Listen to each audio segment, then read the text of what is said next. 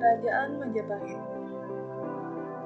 Sejarah berdirinya Kerajaan Majapahit.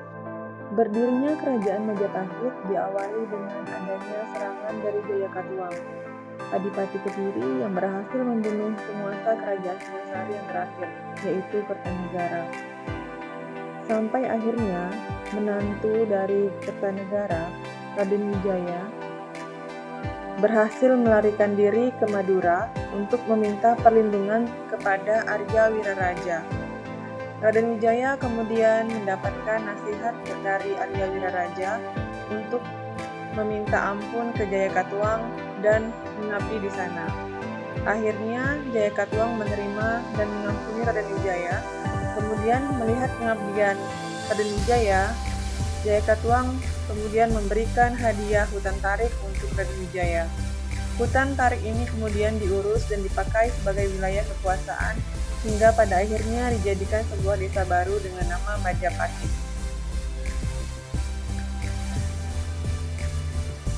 Raden Wijaya sebagai pendiri Majapahit mengumpulkan kekuatan untuk menyerang balik Jayakatwang, membalas dendamnya karena Jayakatwang yang membunuh Kertanegara dari Singosari.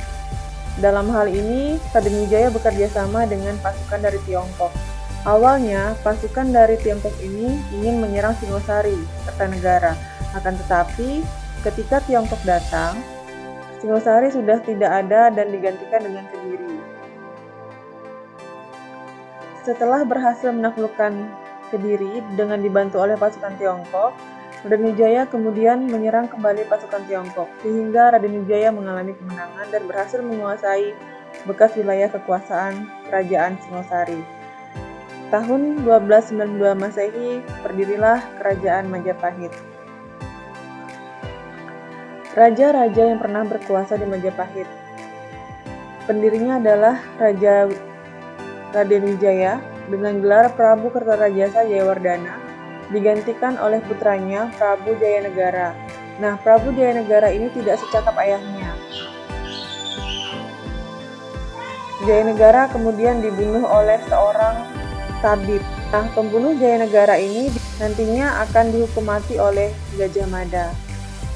Pada masa Ratu Tribuana Tunggadewi ini, Gajah Mada diangkat sebagai patih. Kemudian Raja Hayam Wuruk yang bergelar Prabu Rajasa Negara. Pada masa Raja Hayam Wuruklah Kerajaan Majapahit mencapai puncak keemasan dengan didampingi oleh Gajah Mada sebagai mahapatihnya.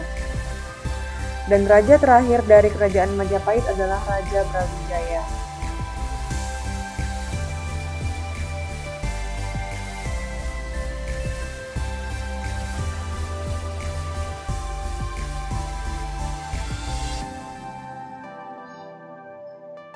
Ini adalah nama-nama raja di Majapahit berdasarkan Kakawin atau Kitab Negara Kertagama.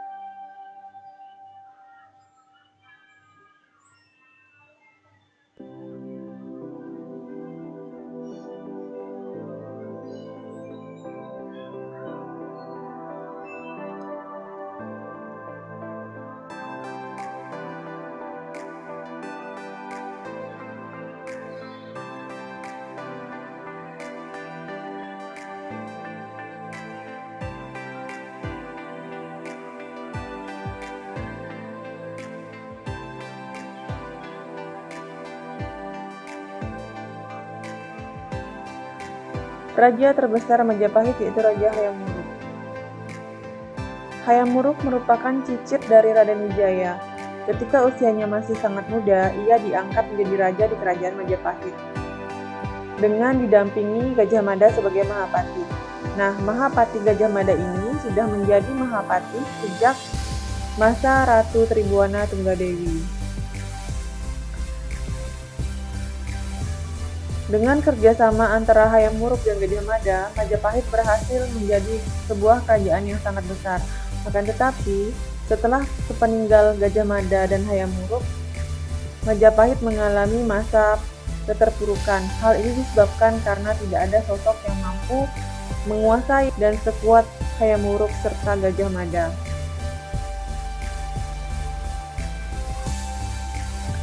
Mahapati Gajah Mada. Berikut ini adalah peranan-peranan besar Gajah Mada selama menjadi patih.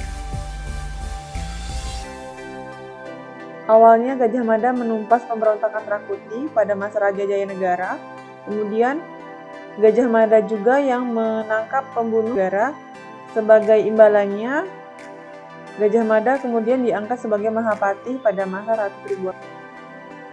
Sistem ekonomi Kerajaan Majapahit. Letak Kerajaan Majapahit yang sangat strategis, yaitu berada di dataran rendah dan banyaknya pelabuhan-pelabuhan, menjadikan ekonomi berkembang begitu pesat. Mayoritas penduduk di sana adalah pedagang, pengrajin emas, perak, serta berbagai profesi lainnya. Komoditas ekspor saat itu yaitu lada, garam, kain, burung kakak tua, dan lain-lain. Kerajaan Majapahit juga sudah mengenal mata uang, yaitu mata uang yang terbuat dari campuran perak, timah putih, timah hitam, dan tembaga. Selain itu, berbagai infrastruktur juga dibangun di Kerajaan Majapahit. Mata uang Majapahit itu disebut dengan gobok. Ini adalah bentuk gobok, sisi depan dan sisi belakang. Dan ini sudah digunakan sebagai alat tukar oleh masyarakat di Kerajaan Majapahit pada saat itu. Berikutnya, sistem pemerintahan Kerajaan Majapahit. Dalam melaksanakan pemerintahan, raja dibantu oleh berbagai badan atau pejabat. Nah, di sini terlihat bahwa sistem pemerintahan di Majapahit sudah dilaksanakan secara teratur dan terbagi dengan lembaga-lembaga. Jadi sudah ada pembagian kekuasaan di sana. Yang pertama yaitu Rakyat Mahamantri Kartini. Ini dijabat oleh putra-putra raja. Kemudian ini terdiri dari Rakyat Ihino, Rakyat Isrikan, dan Rakyat Ihalu. Yang kedua adalah Dewan Pelaksana, terdiri atas Rakyat Mahapatih atau Patih Mangkubumi, Rakyat Tumenggung, Rakyat Demung, Rakyat Rangga, dan Rakyat Kanuruhan. 5 pejabat ini sering disebut dengan Sang Pancaring Nilwatika. Yang ketiga adalah Dewan Pertimbangan yang disebut dengan Batara Sapta Prabu. Yang keempat, Badan Peradilan yang disebut dengan Sapto Papati. Untuk menciptakan pemerintahan yang baik, Gajah Mada juga sudah membuat sebuah kitab hukum, yaitu Kitab Utara Manawa. Kemudian, untuk mengatur kehidupan beragama, dibentuklah badan atau pejabat yang disebut dengan Dharmadiaksa. Dharmadiaksa ini adalah pejabat tinggi kerajaan yang khusus menangani permasalahan di bidang keagamaan. Di Majapahit dikenal ada 2 Dharmadiaksa, yaitu Dharmadiaksa Ringkasayuan yang mengurusi masalah agama Siwa Hindu. Yang kedua adalah Dharmadiaksa Ringkasogatan yang menangani masalah agama Buddha. Nah, ini adalah gambar kitab dari Utara Manawa karangan Gajah Mada. Peninggalan sejarah Kerajaan Majapahit. Banyak terdapat peninggalan sejarah di Kerajaan Majapahit, baik itu dalam bentuk candi, arca, prasasti, serta kitab-kitab. Nah, jika dilihat, bentuk candi dari Majapahit berbeda dengan candi-candi yang ditemukan di kerajaan sebelumnya. Candi ini terbuat dari batu bata merah, sedangkan candi yang di Jawa Tengah atau di kerajaan yang sudah ada sebelumnya itu banyak terbuat dari batu andesit. Misalnya Candi Borobudur, Candi Kidal, dan lain-lain. Candi Jabung, kemudian Gapura Bajang Ratu. Nah, konon katanya Gapura Bajang Ratu ini adalah pintu gerbang masuknya ke Kerajaan Majapahit. Candi Brahu dan Candi Tikus. Bentuknya sama, terbuat dari batu bata merah. Candi-candi ini terdapat di Kota Malang.